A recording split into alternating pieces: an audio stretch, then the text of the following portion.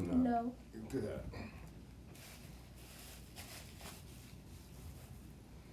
And then just we'll cue you when, we'll raise your hand, we got you.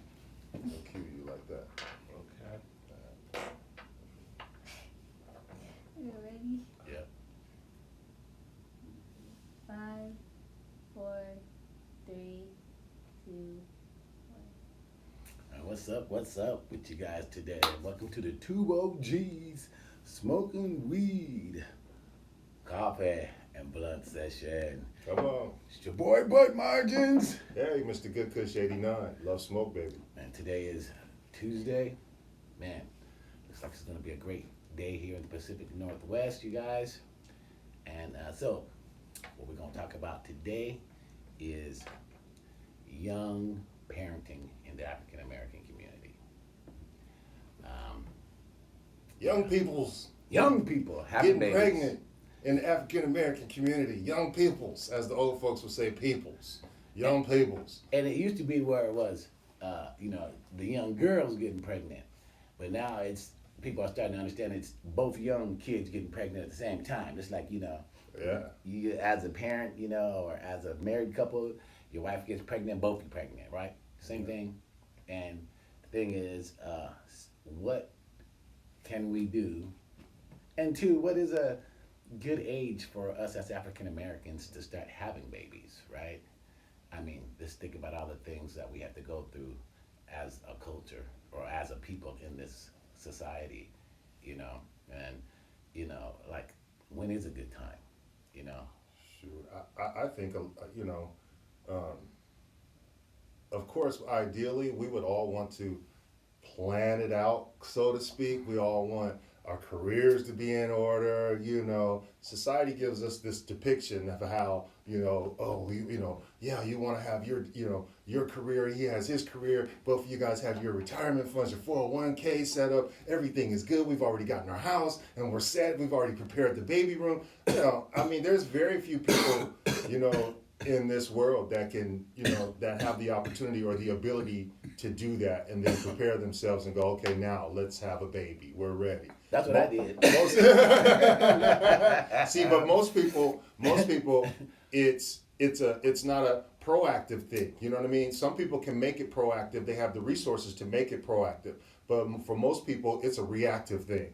Like, child comes home, I'm pregnant, or even, husband and wife, she comes home, you guys, of course you're doing it, so she's all of a sudden, babe, honey, I'm pregnant, and it's out of nowhere, and you have to start making these changes and get these preparations going. And, I can speak on my daughter. My daughter is, she's 20, just turned 20 in July, and I felt like, as a father, I was telling my daughter, like, of course, I wanted you to finish school first. I wanted you to, get some things going, because when you have a baby at a young age, your life is no longer your life. You know what I mean? Like, you have to become all about that other life. Like, yourself, what you want to do kind of gets set to the side as secondary, Or it heightens it. To where now you really have to get it done, because not only do you have to take care of yourself, now you got a little one that you got to take care of. Right. And for some women that could be good. You know what I mean? Like, I'm going to be honest, I'm hoping for my daughter that flicks the switch, and she's like, man, on the grind, like, I got to get it. You know what I mean? Because some women, it could be good. But I would say for most parents out there, my advice would be, especially if you have a daughter, really knock it home. Like, keep your legs closed if you can till it's time, till it's a right time. Or if you're going to, if you just really have to have sex, like, make sure that guy uses protection, or make sure you're on the pill. Talk to your mom or talk to your father. If you don't have a mother, talk to someone about birth control. Talk to someone about sex. You know what I mean? Like, talk to somebody. Don't just, oh, it feels good. We're kissing, we're smooching, and then, you're letting something happen. Talk to somebody. You know what I mean? So you can protect yourself and make preparations, because, you don't want to be caught off guard. And for those young boys, I talk to my young son. I have a 14-year-old and I have a 16-year-old. And talking to them, I'm like, Same thing. Get your life in order. Try to get your life in order first. Girls will always be there, no matter what. Women will always be there, no matter what age you are. You know what I'm saying? No matter what age you are. Easier said than done. It is easier said than done. It is. You know what I mean? This is way easier said than done because emotions are strong and feelings get strong when youngsters get the and kissing and and all that kind of stuff. It's hard to fight that. I play with my boys now. I mess with them. I said, I know you waking up with something sticking up under the covers. You know what I'm saying? That's just how men wake up. That's just how boys wake up in the morning, right? That's how men wake up in the morning a lot of times. I mean, that's just part of, I don't know what it is, the blood cycle or however, you know what I'm saying? Hormones. Hormones. It's got hormones. So I mess with them a lot because they get embarrassed, you know what I'm saying? They're young and they get, oh, dad, you know. But it's the truth, you know. But I coach them. I tell them, you know, because you have to. Yeah, because man, you don't want to. You don't realize how much you really want to be about your life and be selfish until you can't be about your life and be selfish. You see, and that's when you get a lot of young mothers that then they go and fathers. Yeah. This is a two-way thing here. This is not just about young mothers. No, it's about both young boys and young fathers. You know what I'm saying? Young men and young women. Yeah. Yeah, this works both ways because it takes two.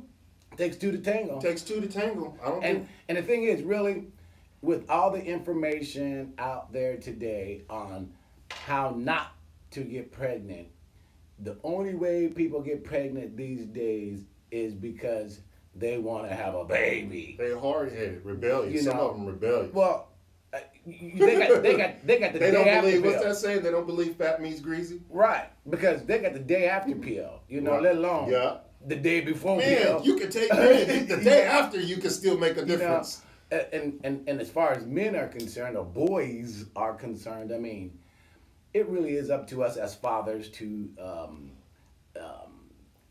get them into manhood.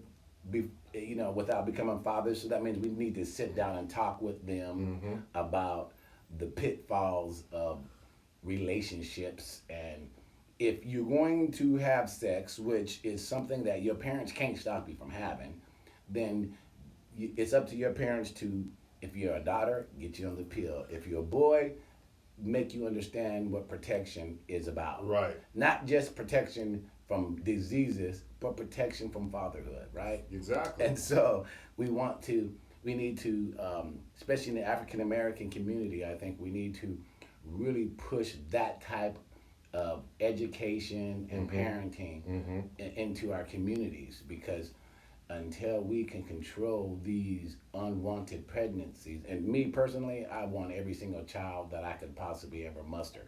But he's married though. Yeah. He was married. He was married. He was married. He was married. For 3 years. Like 3 years I was married. Okay, yeah. He's not talking about as a single man. I want every single child I can pop. No, he's married. I was married, right?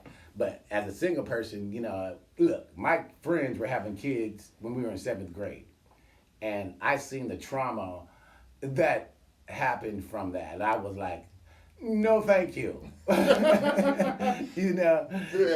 thank you. I'd rather get up in the morning time and go to school than get up to a crying baby, because I know what those were like. And then have to go to school, then have to go to work at a young age. And then, this is another thing, young boys. Then when you have to go to work, guess what? Your check starts to get taken. Your money, now you be like, man, I'm working all these hours, man, and next thing you know, this money's that's another thing that can hurt, that can be a setback, because you need to be trying to set yourself up, right? You need to be trying to set yourself up for the long haul. And so for young boys, you go around there thinking, oh, I'm trying to taste this flavor, taste that flavor, taste this flavor, you know what I'm saying? And women, man, you could hurt yourself. You could get a degree and then all of a sudden be on your job, and then you have an unplanned pregnancy with a woman, you know what I'm saying? Next thing you know, man, you out of $400, $600 a month, but you don't even get to see it. And it's just being taken from you. That in itself is a strain. That's a stress. And it's going to happen for the next 18 years of your life. So that's why we say be educated and be smart about it. And then for that young girl, guess what? Yeah, for the next 18 years of your life, No, longer than that. Longer than that, but we saying, you know what I'm saying? We're saying it's going to be longer than that because even when that boy becomes or that girl becomes 24, 25, guess what? You still a parent. You know what I'm saying? You're still a parent. You're going to always be a parent. You're going to always have to look out for your seed no matter what. If they're in some type of condition in life or trouble, or if they don't, pan out and have the success they wanted or that you wanted for them or whatever, and they're just on the grind doing what they have to do, guess what? They might have to lean on you a little bit. But see, they do. They do. They do lean on you. They do. But you know what? As a parent, you like that, because you want to be in communication. You want to be in contact with your children all the time, The one thing about my kids, my friends and their kids, is that by the time I started having kids, their kids was like practically grown, right? And I was like, damn, your kids is almost grown. I'm just starting out. But, and they were grandparents, 15 years ago, right? And who wants to be a grandparent at 40? I don't know. Shoot, I'm not trying to be a grandparent. I didn't want to be it. I'm 49, and I didn't want to be a grandparent yet. But you're gonna be a grandparent. I'm about to be a grandparent. You almost 50. You're gonna be a grandparent. Like me, I'm a grandparent. And I'm glad. I look forward to it. It's. I wanted to see my children have children, right? Yeah. Right. They grown. My son is almost 26. My daughter is 23. Yeah. And one's 21, and then I got a son 18. They grown. Yeah, I ain't gonna lie. I'm secretly trying to get ready. I want my daughter out here with me so she can go to work, go to school, and I can have the baby. I'm being 100 about it. You know what I'm saying? I just haven't told nobody, but I'm telling the world now nationally. That's 100. I've been trying to set things up because I want my daughter here, and you know what I'm saying. I want to help her be refined and set her up and help her be a little more. My daughter can be a little, put it on you. You know what I'm saying? Woo woo wop wop. So I'm gonna help her refine a little bit and take care of my grandchild, whether it be a boy or a girl. I think we're gonna have the what do you call that thing when they find out the sex of the baby? Oh, What they call it? There's a name for it at the doctor. Ultrasound. Not ultrasound, but it's the what is it called? The finding out the sex of the kid. Yeah, sex is something, but there's a word for it. There's a word for it. It's not ultrasound, but there's a word for it. They call it a sex. What? A baby sex something about a gender party. Yeah, gender party. Yeah, see what I'm saying? Yeah, a gender reveal. A gender reveal. Yeah, so that's the word I was looking for. Yeah, but what's so funny about it is that as a grandparent, because I am one, it's nothing. You like it when the parents go somewhere, your kids go somewhere, and you get to keep your baby and take care of it and all that kind of stuff, because you find this joy in it. You know why? Right. Because the parents coming to get it. Right. It's not my full-time responsibility. Not your full-time responsibility, so you enjoy it very much so, right? You totally enjoy it, You just don't want to have some 13-year-old son or daughter with being a grandparent. Yeah. You want them to understand that that there's so much to life out there to live. To live and explore. And experience. And learn. That it is far greater for you to wait and to be able to enjoy the experience of new baby and stuff. Because when you're 13 and 14, you're not enjoying those experiences. You're not. You're just... Right. You're not. You're unhappy, and it's just, I've never seen a happy 13-year-old or 14-year-old walk around with a baby. Nah. I just have never seen it, right? And it's just a bunch of dysfunction that just we as African Americans don't need anymore, right? Mm-hmm. And that's one of the biggest problems that these young kids have babies, and then the dads go off somewhere and getting in trouble or whatever, and because they're young, right? Yeah. Or they may even die. But whatever it is, then you have this mother that's really young raising this young child with more than likely the help of their single mother, the help of their single grandmother, and it just creates this whole circle of dysfunction. Yeah. And it's not good. I Right? mean, we've already got enough hurdles in life and enough obstacles to worry about rather than putting a situation in your life too soon or too early that creates more hurdles and obstacles. Yeah. You're already going to have that just as being, honestly, as a minority, as being an African American woman or man. So Or these welfare you know babies, what I mean? having babies young, so you can get more money from the welfare. And I don't even know where that shit started. Like, I don't even know where the fuck that shit started, right? Yeah. And so, I mean, I just, for us, I think to move forward, I think that we need to understand that we have to look at our kids and start having these kind of conversations with them, so that we can nip it in the bud, because there's a lot of things that we can do on our own to help, right? Communication and education rule the nation. Mm-hmm. Always keep educating yourself and always keep communicating. Communication rules the nation, whether it be between siblings, whether it be between spouses, whether it be between friends, whether it be between country leaders. It's communication. Communication rules the nation. So, with that being said, I want to give a shout out to Elements Media TV. Shout out to Elements Media. Love Smoke, baby. Appreciate the new platform. You know what I mean? I also want to shout out my man Tony B and Rainier Avenue Radio. You know what I'm saying? Good brother, good radio station, good podcast station that's been good to us as well. And I want to give a shout out to my partner Bud Margins, and shout out to 2OGs Smoking Weed. Love Smoke to us. And shout out to our new engineer and producer, Mariah.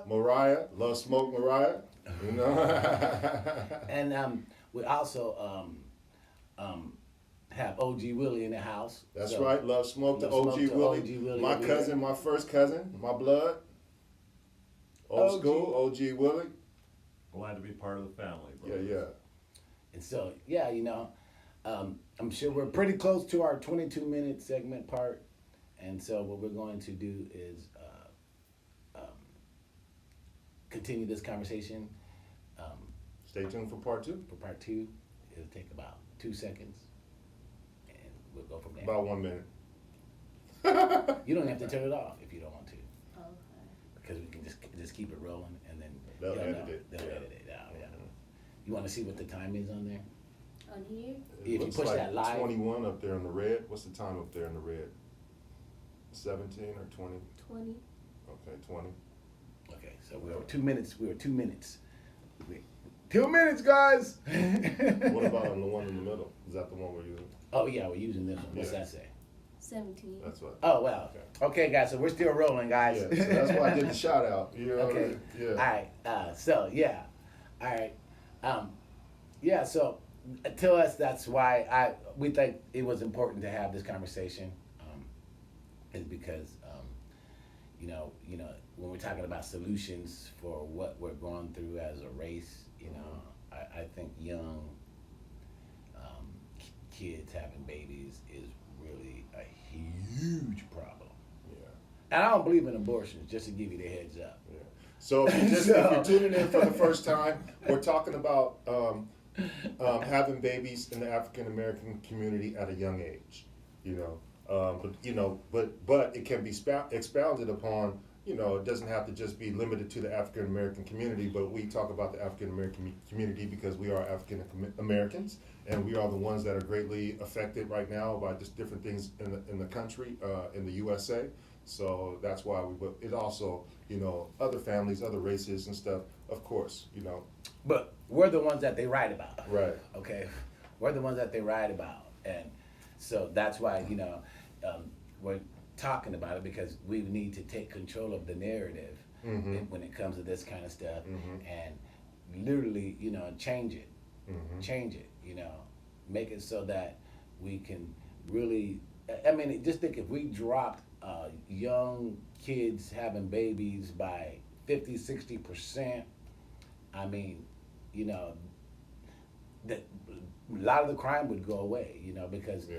these crimes out here that are committed are being committed by these young kids that are And that, parented by young kids. by They're parented by young kids. kids and usually parenting kids. in yeah. some type of system or in some type of not so great economic environment. You know what I mean? Usually living in some type of, you know, low income neighborhood or economic or, you know, a project, or it's usually that type of situation because see, we all know the more advantages you have, the less likely those kind of mistakes or those type of mishaps Are gonna happen. are going to happen. You know, the less advantages you have, you know, economic advantages, and the less things you have access to, those things are more than likely to happen. Yeah, especially if you're hungry. You know? If you're hungry, you're gonna go steal. If you ain't got no way to get no food, you're gonna go steal. You know, if you're a parent and your kids are hungry and you can't get no food, you gonna get the food however you gotta get the food, right? And so a lot of that is by selling drugs, you know, stealing, just doing illegal crime, right? Because you're young, uneducated, and those are your choices. So the key really is to create a situation where adults can start stepping in and putting an end to these situations where these young adults, these young kids are not even adults, these kids are having kids, you know, because again, they don't, you can do things about it. Again, one of them is providing the necessary tools like the pill and things like that so that they don't get pregnant. Because again, unless you're like a dad like I was, you know, I picked my kids up from school and I took them to school, even though they lived 2 blocks from the school. No, that's you know, right. we took them to their sporting events. Yeah. We picked them up from their sporting events, right? We took them to their parties and we picked them up from the parties, Yeah. right? So it was a little bit more of a where, you know, you kind of knew where your kids were, right? And then I also let them start making choices for themselves again at such a young age that they were able to make choices in their lives that were beneficial to them, right? Yeah, that's a good thing. And I think that really helps. You know, I was the least controlling parent, you know. So we'll be back in a second. Part 2. Part 2 coming up, no smoke.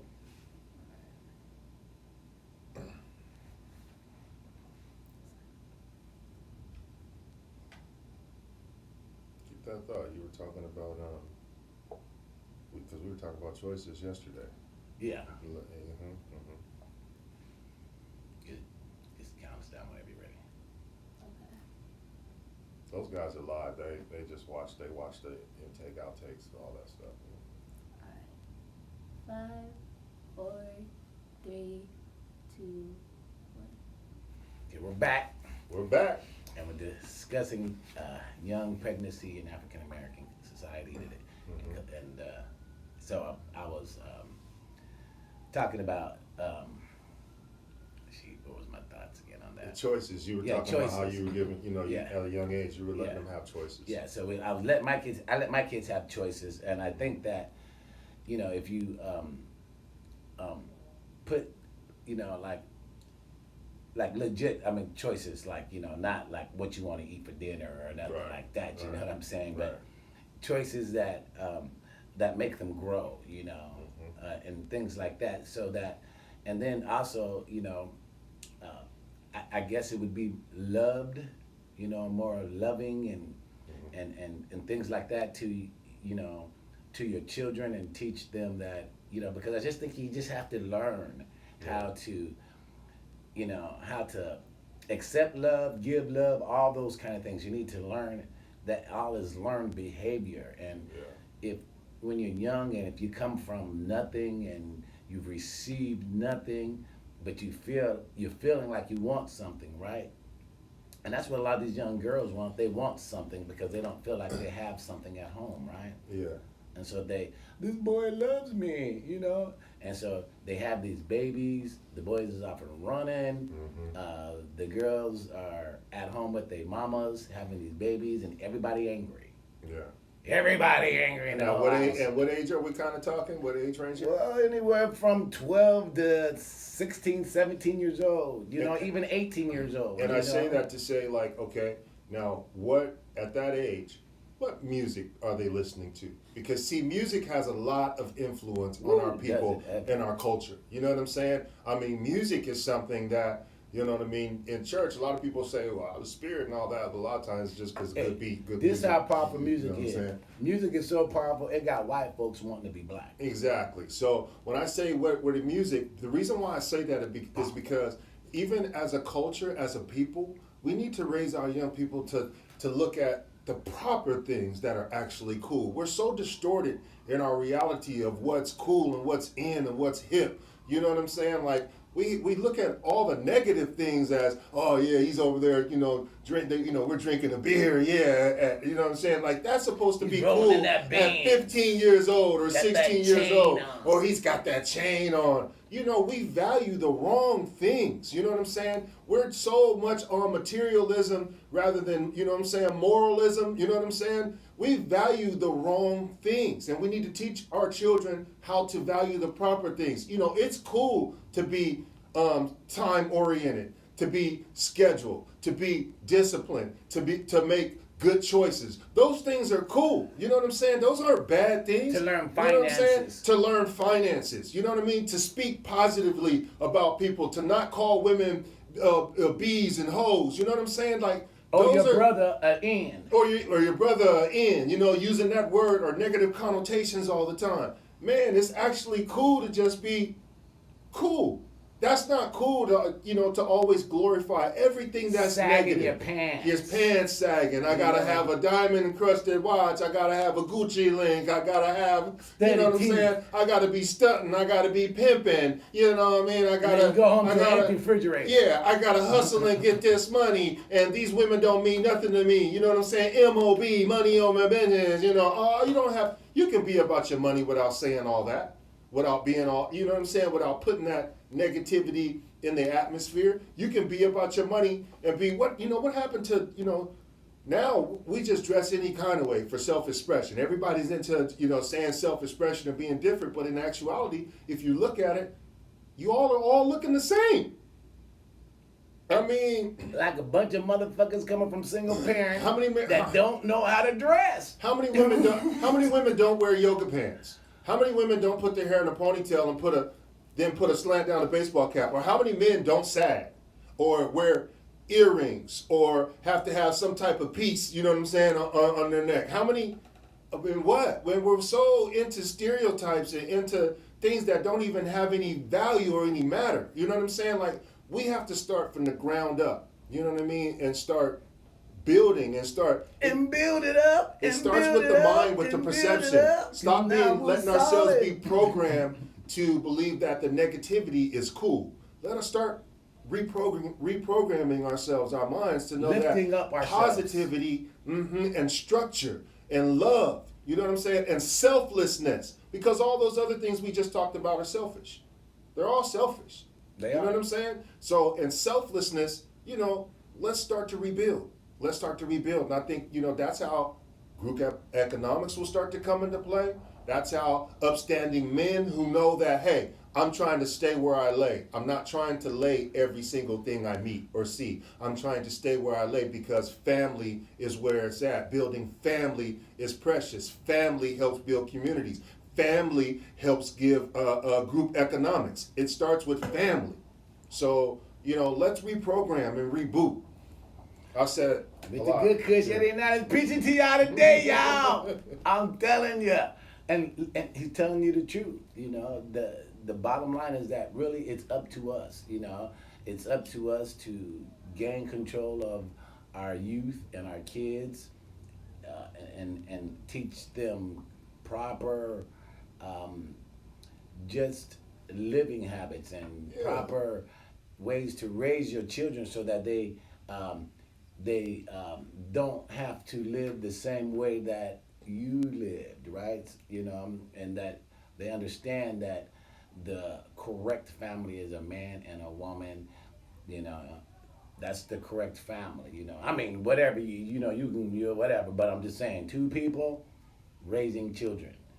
One person raising a child is not what it's supposed to be. You know, just it's supposed to be two people. Whatever those two people are, that's up to you. But you know, I'm just saying, you know,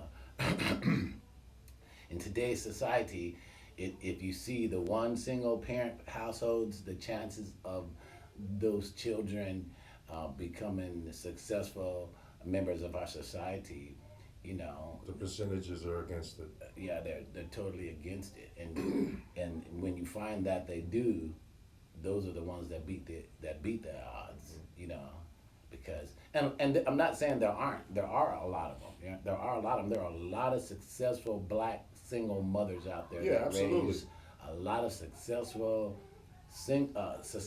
black males and females, Yeah. right? So. It's not that it doesn't happen, but again, we want to change But the that's narrative. not the best. Yeah, that's not the best way. Right, You know what I mean? We're That's trying not to a change high, the narrative yeah, here. we want to live on a higher percentage. Right. So we change all that, and then the narrative is changed, right? Then they can't sit there and say this or that. It's just like, you know, and that comes from, again, I believe single parents Yeah. and young people having babies. You know, it's the same thing with death. You know, killing black people killing each other. You know, because they grew. You know, listen. I was thinking about this, right? So you got these young mothers, right? They have these babies, and I seen them. They talking shit about the daddies. Man, this nigga ain't shit. Man, that nigga ain't this. That baba doobie deeba dabba dabba dabba, right? These babies hear this, and they men, they young boys, but they grow up learning to hate each other because of what their mothers are saying to them about their daddies, Yeah. and it's hateful, right? So when they look at another black man, they don't got no love in their heart. They just got hate because they feeling what their mama felt and what their mama told them. That motherfucker ain't shit. So then when another black man go up to another black man, because that's all he heard his mama say, that's why he said, that motherfucker ain't shit. Fuck that motherfucker. Pow. Right? And in order for us to change that, we have to change that whole scenario of talking shit about each other. The daddies talking shit about the mothers talking shit about the daddies. You know, it's just not. This is what this is what happens when you do that for generations, right? And we're not saying that. I'm not saying that it's our fault because of the situations that we're in, but we know the situation and we can change it. We do have that choice. You know, we don't have to sit in squalor. If you do have a choice, you know. So the thing about it is teaching these young people how to make the correct choices, right? Because that's what it's about.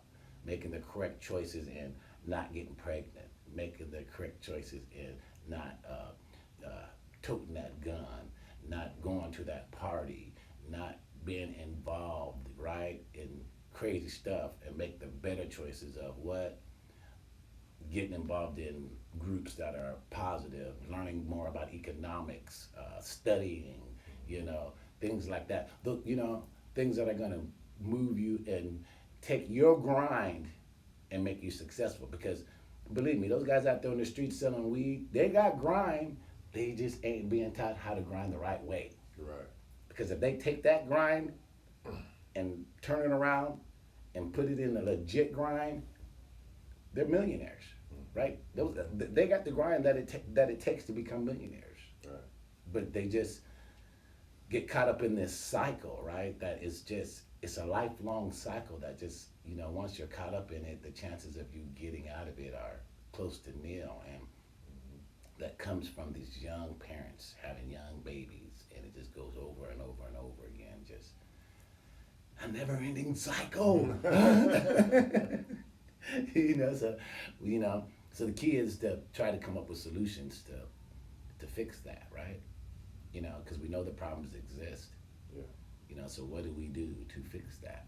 How do we fix that problem? And I believe if we fix that problem, we fix a whole host of other problems, right? So, what do we do?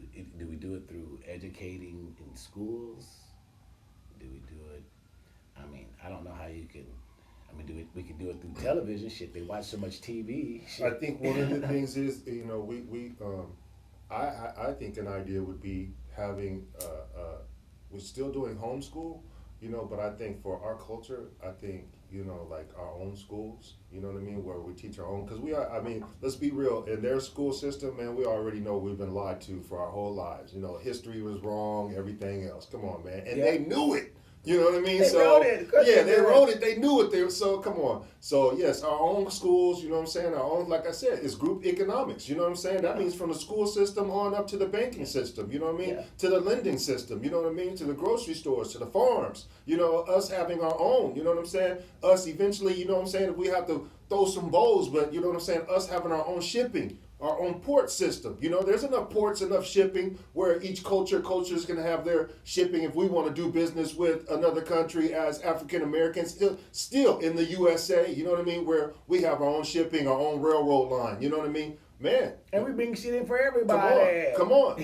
So, all those things, you know what I mean, it starts from the ground up. So we can have our own school, so where the parents that really didn't have much education or didn't know how to, all they have to do is tune in. There's somebody teaching or log on, you know what I mean, to, like I said, I used to always say the Black app, you know what I'm saying? Where it teaches you where Black-owned businesses are, where you can go eat, where you can go to banks, where you can go to car lots, you know what I'm saying, where you can get your nails done, where you can get your toes done, you know what I'm saying, where you can go get your hair products, you know what I'm saying? All Black-owned, the Black app, you know what I mean? Not to say nobody else can't use the app, but if you want to, get the stuff, get access to the stuff, you know how you want to listen to our music, you want to dress like us, be like us, but you want to get access to the stuff and all that stuff, right? Then you can come through the Black app and spend your money in the Black, you know what I'm saying, in the African American community. You feel me? Just like we were spending our money in everybody else's community. So you can do the same thing and increase our community. We got to share our money. Come on, right? We'll share our money. So you know what I mean? all we got to do is I got to take my money and give it to him. Then he takes his money and gives it to him. And he takes his money and gives it to her. And so on, right? And goes from black hand to black hand to black hand to the black hand to the bank, baby, to the black bank. Which then turns around and gives it back to another black hand. Which goes to another black hand, to another black hand, to another black hand, to another black bank. Yeah. Just, and because that's what the Jewish people do. That's what white people in general do, Yeah. So, you get paid, and the first thing you do is run to Nike and give up that money. Louis V, Christian Dior, Or even Target. Polo. Even Target. Balenciaga. Or IKEA or Safeway. I gotta, all that. Guys. Yeah. You know what I'm saying? Put your own people and their designs on that pedestal. And spend that money. Yeah. And they'll be right there rubbing shoulders with Dior, Christian Dior, Polo, and all the other ones, Versace, and all the other people. What's wrong with that? You see what I'm saying? That's where the economics comes in. We can compete on every level. Hell, we created everything else for everybody that's getting taking all the credit. We can compete on every level on everything because we are the most creative, the most innovative. And also kind of the most self-destructive because I'm going to go back to Lonzo Ball. And the Ball family trying to get their shoes off the ground. And all I heard was people like Stephen A. Smith. That was too much money. That was ridiculous, huh? Well, the deal of it is that when a black man is out there trying to create something, you don't use other black people to put them down in the shoot Right. down. I feel that. And that's what Stephen A. Smith, Sure did. Shannon Sharp. Because what networks do they work for? But they could say no. I'm just not gonna speak on it. Then where happens to that dollar in that contract that they, you know what I'm saying, that lifestyle. Yeah, but Stephen A. Smith was speaking on it like he really felt this way. I mean, there's one thing to say something about it, but then there's one way to really feel like this brother don't have the right to do that. Because I remember him saying, "Who he think he is?" Right, but you don't have a problem with all these other companies selling stuff at that a bag for $10,000. Yeah, or giving them young men contracts, from the white man. Right. But you don't want to support the brother man he's trying to do it for his own. And all you do is just report all the negative. When he found out about that money being stolen, he was saying that with pride. I was looking at Stephen A. and said, Stephen A. is happy. that this happened. A purse this size that carries stuff. Yeah. Sick, they be having them for like $8,000, $6,000, a freaking purse. And you're talking about a performance shoe. You're talking about a something that actually, you know what I'm saying, helps somebody perform. I mean, not to carry something. Man, And these are the things that our kids are looking at. You know, these are the things that our kids are looking at. You know, because they watch Sports Center when Stephen A. is talking all that shit about their brothers, right? Yeah. And so then they go, man, I don't want no balls. I don't want no Lonzo balls. Right, because they're programmed to listen. If you're on TV, it's always been programmed. If you're on TV or on a major network or something like that, then guess what? You must be important. What you say is the real. What you say is the truth. Because otherwise, why would you be on there, right? Yeah. Nah, man, when it's the direct opposite. When it's the exact opposite for a fact. So, you know what I'm saying? But you're programmed. Our eyes and minds are like computers. Why do you think when you put on that thing on your eyes with the camera and you're on the roller coaster or whatever and it messes with your stomach? Yeah. Because you're programmed to feel. You're programmed to have those feelings when you see that. You're not And even they know moving. that. You're not even moving. And they know And that. you're just sitting there and you're feeling, oh man, I felt like I was really on there because you are programmed. They're programming you right there. And they're programming you. That's all it is. And the thing about it is that when our kids see all this stuff every day, day in and day out, then they don't really feel good about themselves. They don't feel like that's something for them. And we got to change that narrative, you know? We got to change this whole entire narrative, you know, man. so that we can start controlling it. Because, again, you know, these young girls and young boys having these young babies, and they're 12, 13, and they're enamored by what we just talked about, all of that stuff. 15, 16, and they 17. Still, and they still want that, right? Tripping. But they kids, and how they going to get it, right? Because when they go work, they going to get minimum wage jobs, and it going to the baby, right? Diapers, clothes, milk, all those things that it takes to keep that baby alive, and you get nothing, right? So then what do you want to do? You want to go make some extra money. So what you going to do? You're going to go hang out on the corner, you know, and slang something that's going to make you more than minimum wage, right? Then you end up going to jail or even worse, killed. Look over your shoulder. Yeah. Living like that. Yeah. That's all Yeah. negative thinking. Yeah. I got to look over All my shoulder. I got to because think. they want that stuff that we just talked about, right? When we have to change that narrative. No value in that stuff. You know what I'm saying? We have to change how we get to those things. We have to change There are that. steps, and if you want those things, there are steps, right? But you deserve to own those things too. You deserve to have your own shoe company. You deserve to have your own perfume line and cologne line. That's You right. deserve to have your own baseball factory, baseball team, football. You deserve to have whatever the fuck you want in this life. And the only thing is you just gotta learn how to go get it the right way, right? And we can change that whole narrative. We start with these little kids, like my grandson and my soon-to-be granddaughter. You know, the things that they're going to see because of all this push for systemic change in this country. It's going to be great for these kids, but we also need to make sure that we also control the things that we can, right? And this stuff with this teenage pregnancy and all these young kids and, you know, having babies and all that kind of stuff. We need to kind of grab a hold of that and, you know, and seriously, you know, because those are the people. I looked at a stat, and those are kind of like the people that do most of the crime are these young kids that are coming from these single homes in these big cities. You know, they're joining gangs because they don't feel loved at home. And we're not talking about one kid. We're talking about one mom with 5, 6 kids. You know, and then the 6 FBI kids with crime 12 sheet, daddies. the statistics that, you know what I'm saying, will say that, you know, will show that even still, we're talking about a certain community, but even still, we're not the leaders. No. You know, there's another race that doubles even our youth. Yeah. What they, you know what I'm saying? Yeah. So, and there are. I mean, the other races, they're worse, but we can't control them. we can't control that, but We can only talk control about ours. What we're talking about, we can only control. And right now, that's what we're doing. Right now, that's what we're doing. You know. Yeah. Is we're pushing to start to get our own control of the own narrative, of our own narrative and control it. With Okay? that being said, With that- shout out to Elements Media TV, baby. Elements The Media TV station Network, that's going to baby. be taking over the nation. You know, shout out to 2OGs Smoking Weed, Bud Margins. You know what I'm saying? Love Smoke to you. My boy Mr. Shout out. Dukes is 89. You guys shout out. Shout out to our producer. Shout out to OG Willie. Love Smoke. All right, you guys. You guys have a great day, you guys. You know what I say? Smoke this weed every day. Mm-hmm.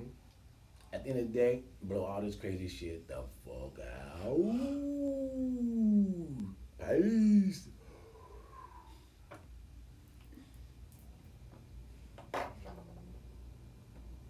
Okay, I just wanted to say one thing. Go ahead. Go ahead. I was just reading some stats here. White people or young white women are more likely to get pregnant besides